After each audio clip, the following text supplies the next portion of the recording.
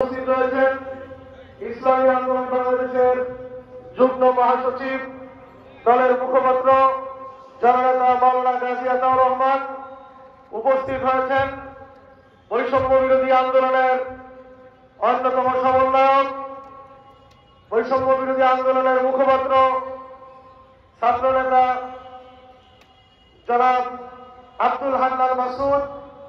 আমাদের এই মঞ্চে উপস্থিত রয়েছেন ইসলামী আন্দোলন বাংলাদেশ ঢাকা মহানগর দক্ষিণের সংগ্রামী সভাপতি জননেতা মাওলানা ইমতিয়াজ আলম। উপস্থিত আছেন বিগত জুলাই আন্দোলনে রাজপথে বুকের তাজা রক্ত ঢেলে দিয়ে যারা শহীদ হয়েছিলেন, তাদের মধ্যে ইসলামী শ্রমিক আন্দোলন বাংলাদেশের কর্মী, আমাদের ঢাকা উত্তরের রূপনগরের বাসিন্দা জনাব মোহাম্মদ আনোয়ারের গর্বিত পিতা আমাদের এই মঞ্চে উপস্থিত রয়েছেন। মঞ্চে উপস্থিত আছেন জাতীয় নেতৃবৃন্দ, নগর নেতৃবৃন্দ, অন্যান্য বিভিন্ন বন্ধুপ্রতিম সংগঠনের